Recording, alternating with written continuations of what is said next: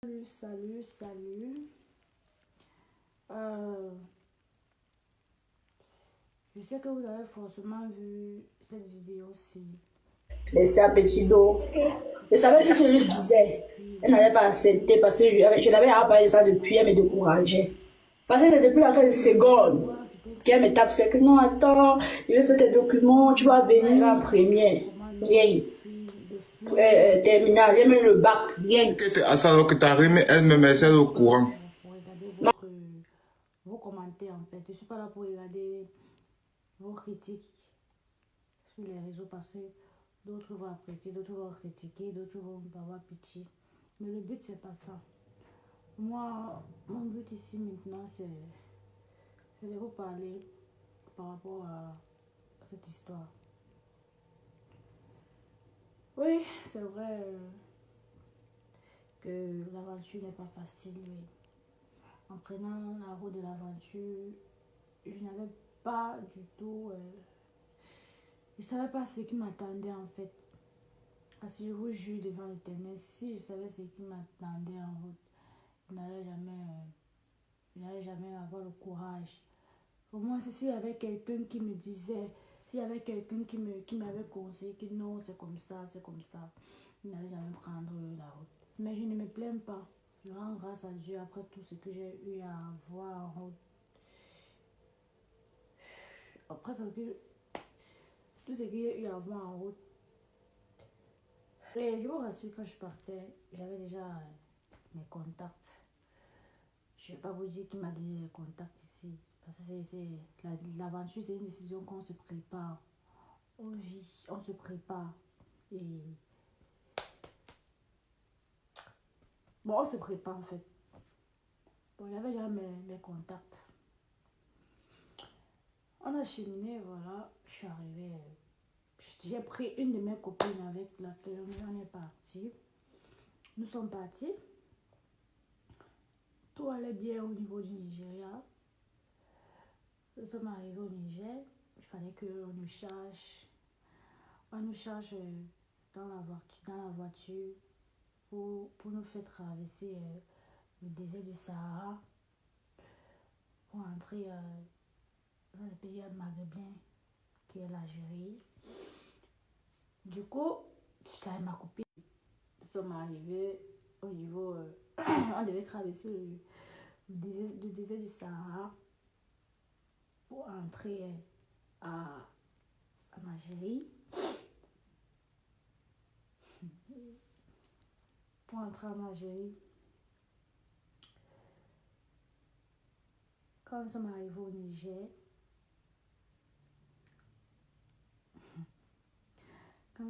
Niger, moi je sentais déjà que ça n'allait pas.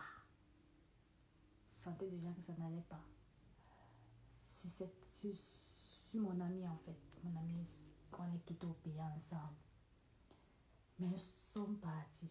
Je vous le jure que à chaque fois que on cheminait, on priait. Il n'y avait pas une nuit qu'on ne priait pas. C'est pour ça que donc, on arrive au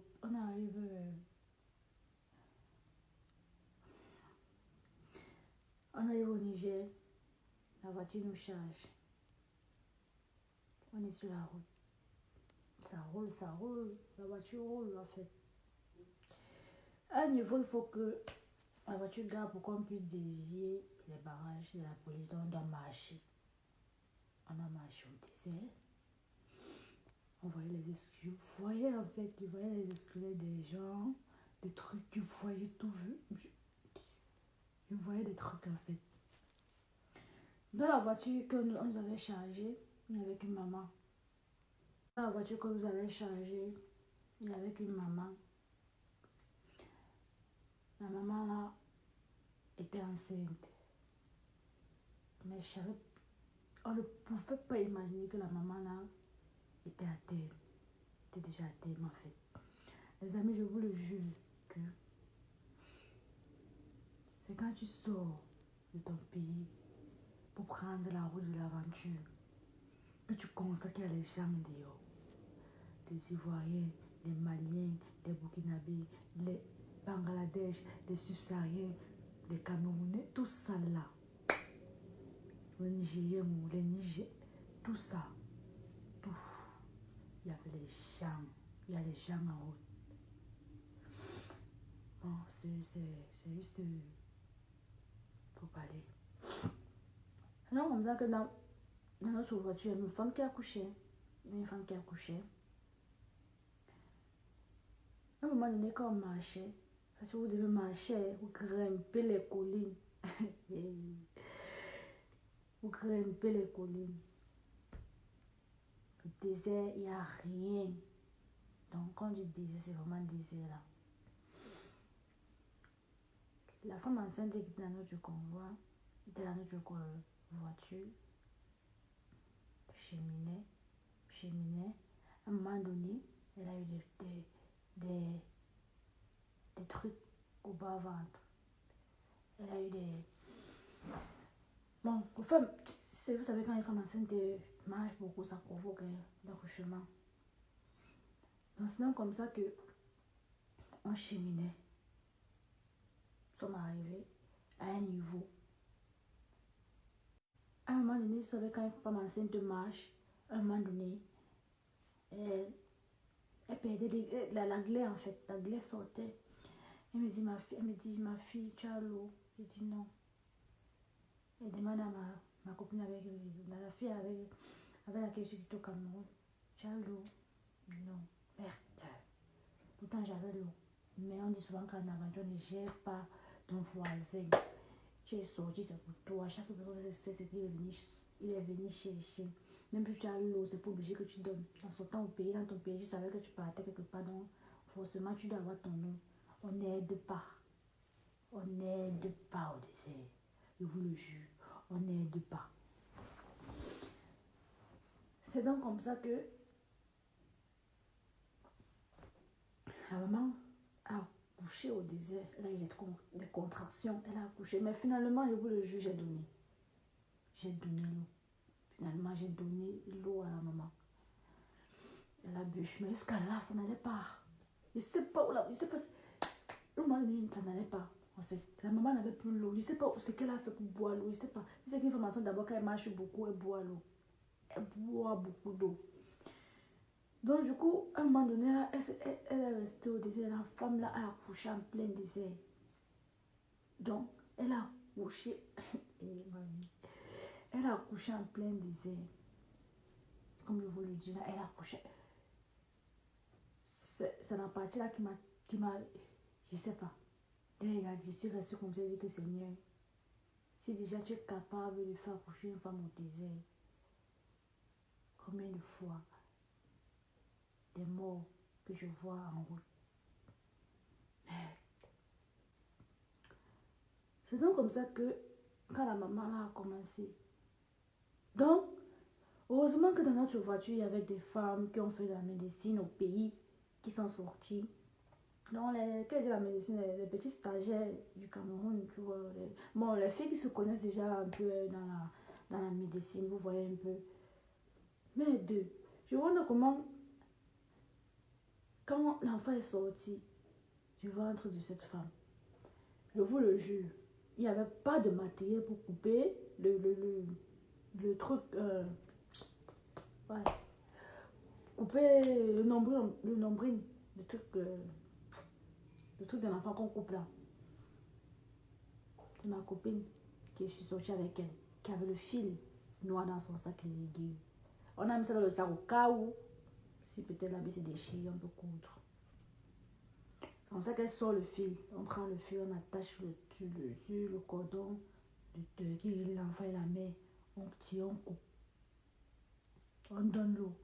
Pendant qu'on donne l'eau, donc je sais pas, je vous le jure les amis, si quelqu'un veut prendre la route de l'aventure, laissez vos gris-gris là, laissez vos écorces là au Cameroun. Le désert, l'eau n'aime pas ça. Laissez ça là-bas au Cameroun. Le désert que vous voyez là, ça n'aime pas des trucs marboutage, machin là. Prie ton Dieu, fais ton bain de purification, tu sors.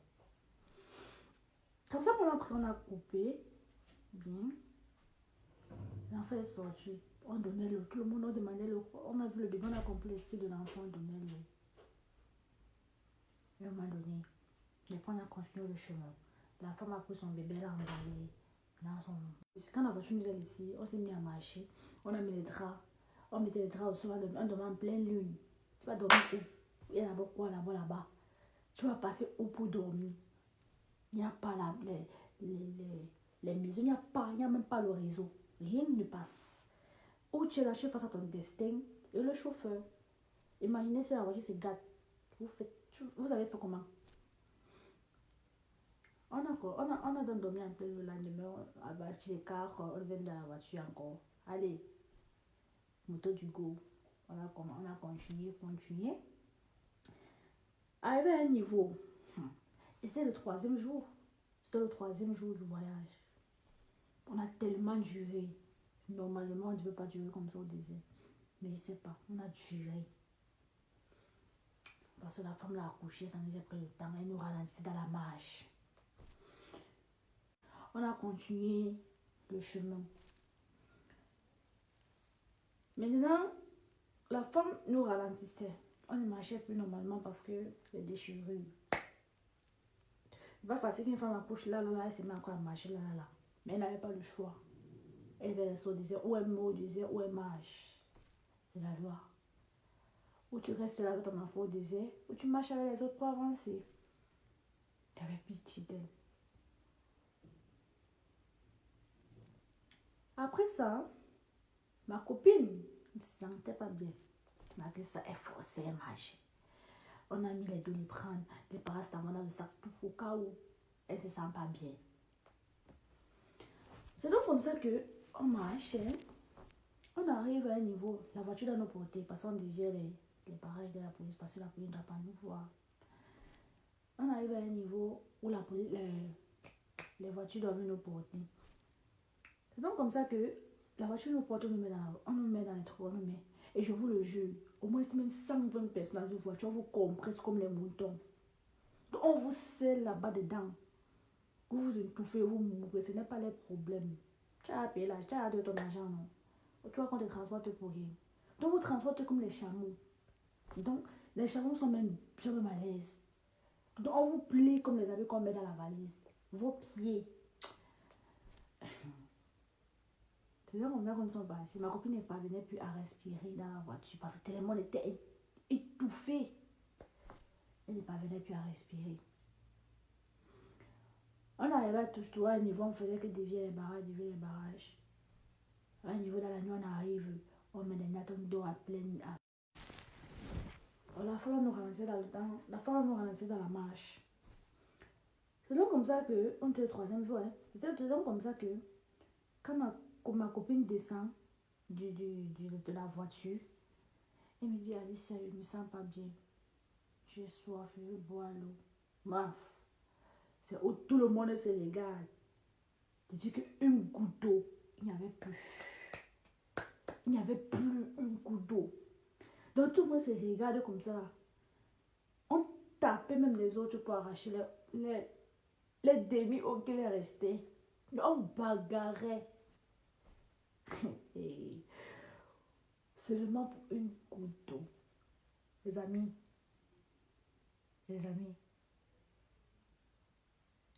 Si tu n'as pas encore vu la vraie souffrance, ne dis pas que la salive, c'est pas une nourriture. Si vous n'avez pas encore vu les gens, si vous n'avez pas encore vu la souffrance, ne dites pas que la salive, c'est pas une nourriture. La salive que vous voyez, c'est là. C'est une nourriture très importante pour certaines personnes. Souvent, tu arrives à un stade de ta vie où c'est la salive qui te nourrit, qui te maintient en vie. Je dis la salive. Dieu n'était pas fou de mettre la salive dans la bouche de l'être humain. Je dis que les gens bagarraient pour l'eau. Ma copine s'étale au sol. Elle me dit qu'Alice, je suis en train de partir. Je dis que Solange, tu pars, tu me laisses à qui, maman? Alice, je suis en train de partir. Pisse, tu me donnes, je bois. Alice, ça pisse, tu me donnes.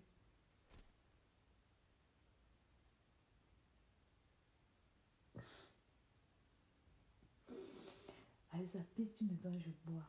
C'est en train de partir. Pisse, tu me donnes, je bois. S'il te plaît, pisse, tu me donnes, je bois. Je reste comme ça, il dit que Seigneur, il veut commencer par où? Il veut dire quoi à la famille de la fille-ci? Il veut dire quoi? Solange, pardon, lève ton continue. C'est toi qui me donnais la force. Elle me dit qu'elle ne peut pas continuer. Je vois comment la soeur est en train de partir comme ça là.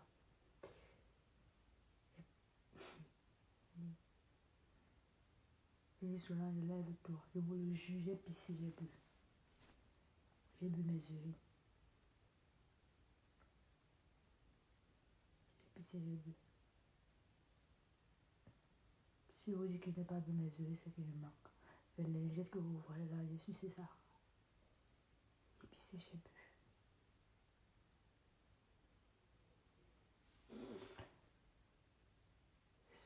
Solange dit que Alicia, s'il te plaît, même quand j'ai pissé, elle a bu. Ça n'a pas donné. Elle partait déjà, les yeux blancs montés. Et donc,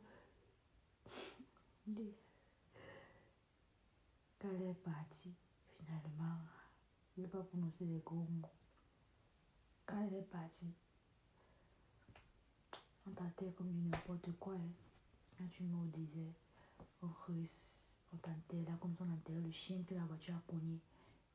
Donc on creuse la terre, on l'enterre là. On a enterré ma copine là comme ça, là, bam.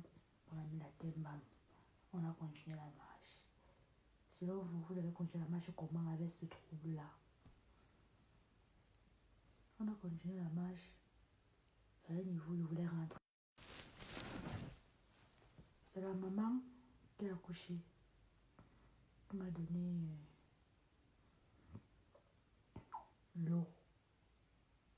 Et l'eau là, c'était même l'eau de l'enfant. Mais comme elle a vu que j'ai eu un décès, elle m'a donné. Parce qu'elle ne pouvait que nourrir l'enfant de l'eau là. Le sein, l'eau et le sein. Le sein ne coulait même pas parce qu'elle ne mangeait pas. C'est donc comme ça que, au fur et à mesure qu'on avançait, je voulais rentrer. L'idée c'est que je veux rentrer. La maman me dit que ma fille, un bien pour un mal pour un bien, il faut avancer. C'est ça la vie. Les gens meurent. Avant d'arriver à ce niveau-ci, vous avez vu des squelettes en route. Donc c'est le destin. Dieu a fallu ça sur le destin. C'est donc comme ça que j'ai continué mon chemin. Continuer jusqu'à ce que je suis arrivée. Jusqu'à je suis arrivée. Quand j'arrive en Algérie, je tombe sur des Arabes qui voulaient nous violer. Parce qu'avant d'arriver en Algérie, même, il y a d'abord une petite ville de l'Algérie. C'était une personne qui a fait la route, on connaît sur l'endroit que je dis là. Là-bas, la police vous arrête. Quand la police vous arrête là-bas, on ne vous jette pas. On n'est pas par vous. On vous fouille. Les filles qui sont formées bien déjà là, on vous viole. On ne donne pas le lait. Avec les kidnappings. Mais l'homme n'est pas tombé sur les kidnappeurs. Ils sont tombés sur des idiots qui voulaient nous. Les idiots qui voulaient nous. Les policiers là arrivaient sur nous. Au niveau de la frontière de l'Algérie. Parmi nous, j'étais la plus courte et la plus petite. Dieu m'était la plus petite. J'étais la plus petite parmi. Il m'appelait Bambino. Donc Bambino c'est petit en fait. Donc l'enfant, on voyait comme un enfant. Je m'étais habillée, j'avais doublement même 7 vêtements sur moi, seulement pour cacher mon corps avec le voile. Tout mon corps était couvert, le voile, tout ça, tout. Donc comme ça que les policiers arrivent devant nous. Ils regardent, ils nous fouillent. J'ai pris mon téléphone, j'ai envoyé dans le sable. Ils nous ont fouillé. Il n'a rien vu là pour le téléphone, ce qui était bête. Pour moi, il n'a pas pris. C'est après qu'ils sont partis que j'ai récupéré mon téléphone. Mais c'est pas ça le plus important. Le plus important, c'est où il arrive parmi nous les femmes. Parce que quand il arrive pour vous fouiller, il met les femmes de côté. Il fout les hommes de côté, il fout les femmes de côté. Il arrive maintenant sur nous les femmes. Il y a une petite fille nigérienne. Je ne peux jamais oublier la fille là. Une petite fille nigérienne, mais la fille là, c'est sa façon dont elle était habillée qu'on l'a violée. On l'a... Comme il est venu comme ça, il a pris la fille. Il demande, qui, mon ami, toi à prison? Il dit non. Lui, il demandait en fait, il demandait si on a le préservatif dans le sac. On dit non, on n'a pas les préservatifs. Il est arrivé chez les garçons, il demande le préservatif chez les garçons. Un Camerounais, c'est lui qui sort le préservatif en disant que j'ai le préservatif. Un grand lui dit que c'est mieux dans le préservatif parce que j'écoutais, on était proche, j'écoutais tout. Forcément, il ne parlait pas là, vous me voyez comme une Nigérienne qui ne comprend pas le français. Pourtant, je comprends. Pourtant, moi, je comprenais tout. Je comprenais tout ce que les gars étaient en train de dire. Non, comme ça que le gars sort le préservatif, il donne carrément. Hein. Voilà, il prend, il donne au niais. Le niais prend la fille. La fille aussi ne se défend pas. Elle va d'abord se défendre comment? Elle va d'abord dire quoi là-bas défendre? Elle va se défendre en disant quoi? Que non, ne me touche pas. On ne tire pas là, monsieur, toi que tu es qui? On te bastonne pas bien là-bas, on ton cadavre là-bas, à la décharge là-bas. Les choses dans la nuit viennent mailler ton corps. L'engrais est parti. Doucement, elle. Elle n'avait pas le choix, même si c'était moi qui partais. L'engrais est parti doucement. Derrière les rochers. Ils ont fait ça dur là-bas, la petite fille là. La petite fille là revenant pleurer. Elle pleurait. Qui devait la parler? Chaque personne venait à l'aventure seule, on ne gère pas quelqu'un. Depuis t'arrives, c'est ton problème. Tu es facile seul face à ton destin.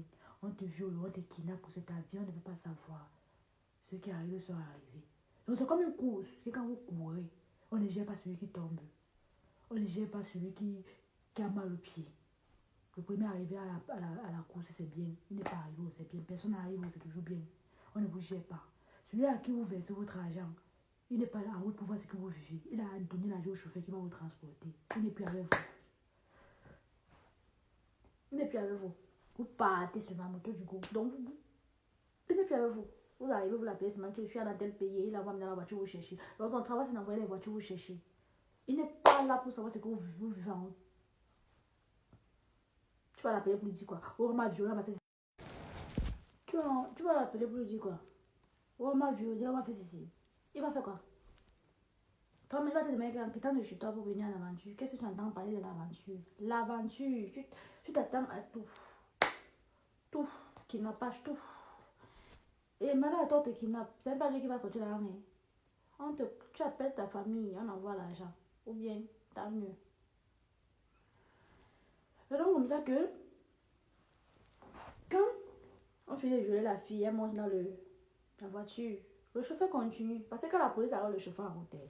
Il choque. Il a là depuis qu'il va choquer la police. Donc, vous là, on vous prend, on ne vous prend pas. Ça n'a pas entier pour le chauffeur. Le chauffeur, c'est là pour vous porter. Donc, ça dépend de vous. Et dès que vous tombez sur la police, vous pouvez fuir. Quand vous voyez que ça tourne et vous venez, vous fuyez, vous entrez partout. On va laisser le chauffeur parce qu'on ne peut pas le prendre. Ils sont entre eux, les Arabes. Ils se comprennent. On va le laisser partir. Mais il y a d'autres chauffeurs, quand on le prend, il fait la prison. Il y a d'autres chauffeurs qui choquent, on le laisse. Mais il y a d'autres chauffeurs qui font la prison, il ne vous manque pas. Il y a les chauffeurs qui font la prison. C'est donc comme ça que on a fait violer la fille. Nous sommes partis. Arrivons à Algérie, même. On va loger dans un ghetto. C'est dans le ghetto là que j'ai rencontré de nouvelles personnes. Bon, c'est à partir de là que mon aventure a commencé à être passable, mieux. Parce que j'ai commencé à appeler mes gens de ma famille, pour leur dire, voilà. Tu vois, c'est un peu ça. Et je suis plus touchée par rapport à ma copine qui est décédée au désert, voilà. C'est la vie, c'est arrivé.